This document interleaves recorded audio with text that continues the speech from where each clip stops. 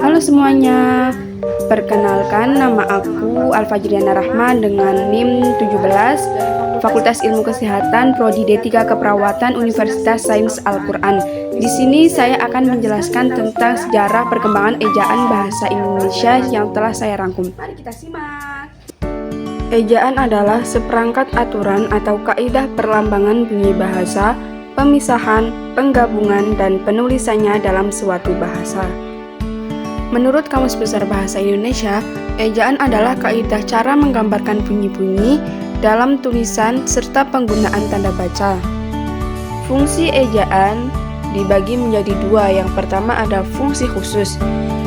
Ejaan berfungsi untuk memudahkan pembaca memahami informasi tertulis, sedangkan fungsi umumnya, ejaan sebagai pedoman penulisan bahasa Indonesia dan sebagai landasan pembakuan tata bahasa, landasan pembakuan kosakata dan peristilahan, serta sebagai filter masuknya unsur-unsur bahasa lain ke dalam bahasa Indonesia.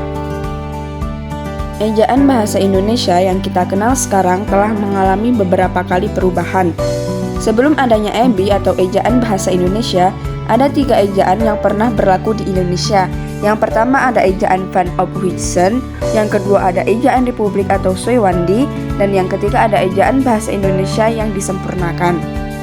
Perubahan EYD menjadi EBI adalah hasil keputusan dari Permendikbud nomor 50 tahun 2015. Jadi, sejak 2015, EYD resmi menjadi EBI atau PUEBI. Yang pertama, Ejaan Van Ophuijsen pada tahun 1901 sampai 1947.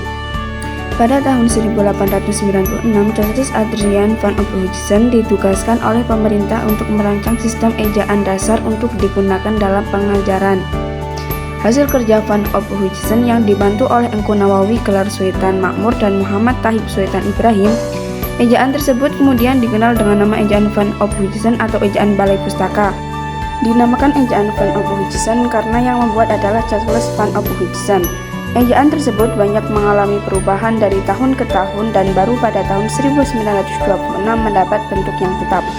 Ejaan Van Ophuijsen digunakan selama 46 tahun. Ejaan ini baru diganti setelah 2 tahun Indonesia memproklamasikan kemerdekaan.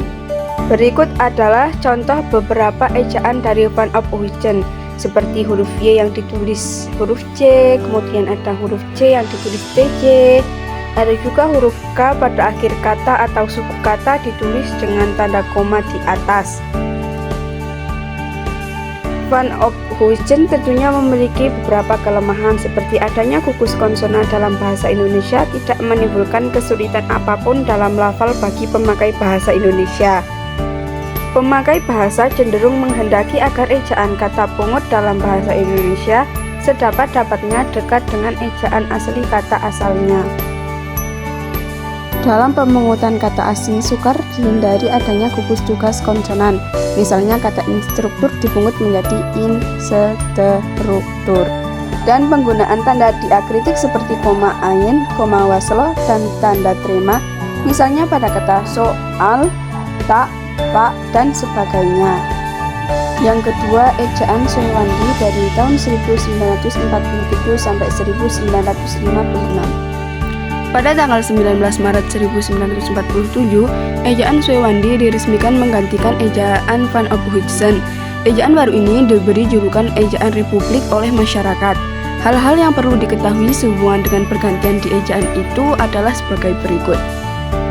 Huruf OE diganti menjadi U. Bunyi sentak diganti dengan huruf K.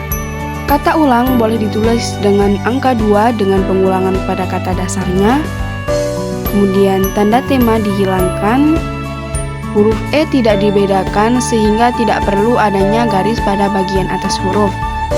Kosakata yang dalam bahasa sumbernya tidak memakai pepet, maka dalam kosakata bahasa Indonesia juga tidak memakai pepet. Yang ketiga ada ejaan yang disempurnakan pada tahun 1972 sampai 2015. Ejaan yang diresmikan atau EYD resmi berlaku pada tanggal 17 Agustus 1972 berdasarkan pidato kenegaraan ketika memperingati Hari Kemerdekaan Republik Indonesia yang ke-27. EYD ditetapkan oleh Keputusan Presiden Nomor 57 Tahun 1972. Selanjutnya, pada tanggal 12 Oktober 1972, Panitia Pengembangan Bahasa Indonesia Departemen Pendidikan dan Kebudayaan menerbitkan buku Pedoman Umum Ejaan Bahasa Indonesia yang disempurnakan, dengan penjelasan kaidah penggunaan yang lebih luas. Setelah itu, Menteri Pendidikan dan Kebudayaan dengan Keputusan Menteri Pendidikan dan Kebudayaan tanggal 27 Agustus 1975 nomor 0196/U/1975 memberlakukan Pedoman Umum Ejaan Bahasa Indonesia yang disempurnakan dan Pedoman Umum Pembentukan Istilah. Di sini dapat kita lihat contoh pemakaian huruf dari ketiga ejaan.